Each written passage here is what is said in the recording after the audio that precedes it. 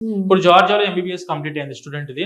జార్జియాలోనే PG చేసుకోవడానికి opportunity ఉంది.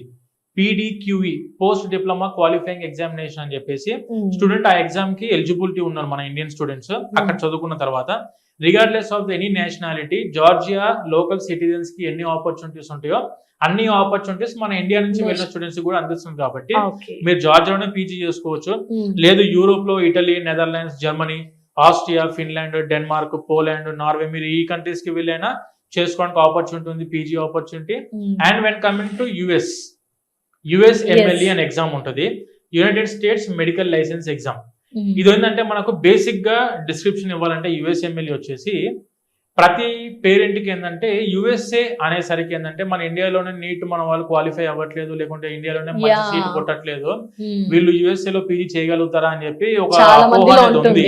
ప్రతి పేరెంట్ ఏంటంటే ఒకసారి గూగుల్లో సెర్చ్ చేయండి performance data on USMLE performance data అని చెప్పి మీరు టైప్ చేస్తే గూగుల్లో 85% above students are qualifying USMLE examination.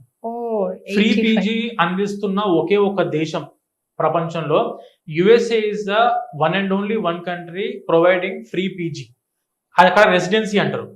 ఇప్పుడు ప్రాసెస్ ఎలా ఉంటుంది అంటే USMLE consist of 3 steps. Step 1, step 2 and step 3. Step 1, step 2 qualify అయిన student they are eligible for the free PG in USA. Step 3 వచ్చేసి మీరు పీజీ ఫస్ట్ ఇయర్ అయిపోయాక రాసుకోవచ్చు, that is for license in USA. అక్కడ లైసెన్స్ తీసుకొని అక్కడే settle అవ్వాలనుకుంటే స్టెప్ 3 రాయాలి. మనం పీజీ చేసుకుందాం అంటే స్టెప్ 1, స్టెప్ 2 ఇస్ ఎనఫ్. ఈ స్టెప్ 1 అనే ఎగ్జామ్ థర్డ్ ఇయర్ కంప్లీట్ అయిపోయిన తర్వాత ఫోర్త్ ఇయర్ లో రాసుకోవడానికి ఆపర్చునిటీ ఉంది. స్టెప్ 1 MBBS చదువుకునే టైంలోనే మీరు స్టెప్ 1 చేసుకోవచ్చు.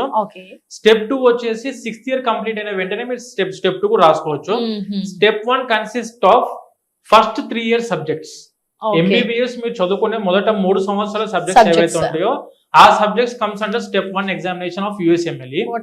వెన్ కమింగ్ టు స్టెప్ 2 వచ్చేసి 4th year, 5th year, 6th year ఈ 3 సంవత్సరాలు చదువుకున్న క్లినికల్ సబ్జెక్ట్స్ ఏవైతే ఉంటాయో ఇవి మీరు స్టెప్ 2 లో అటెంప్ట్ చేసుకోవచ్చు. అండ్ ఎగ్జామ్ ఎన్నిసార్లు కండక్ట్ చేస్తారు సంవత్సరానికి అని చెప్పంటే ఎవ్రీడే, ప్రతిరోజు USMLE ఎగ్జామ్ కండక్ట్ చేస్తారు. అందుకే 85% సక్సెస్ రేట్ ఉన్న ఎగ్జామినేషన్ ఏదైనా ఉందంటే USMLE. ఇది మీరు పర్ఫార్మెన్స్ డేటా ఆఫ్ USMLE అని చెప్పి ఆన్లైన్ లో కొట్టిన 2013 నుంచి అమెరికన్ గవర్నమెంట్ 2013 నుంచి ఫారెన్ ఇంటర్నేషనల్స్ ఎంతమంది ఎగ్జామ్ రాశారు, ఎంతమంది క్వాలిఫై అయ్యారో అన్ని కూడా అందులో మీరు పొందుపరచడం జరిగిందండి. మళ్ళీ మీరు వెరిఫై చేసుకోవచ్చు. And Australian medical council examination ఉంటుంది. ఆస్ట్రేలియాకి వెళ్ళి పీజీ చేయాలనుకున్న స్టూడెంట్ AMC ఎగ్జామ్ రాసుకుంటారు.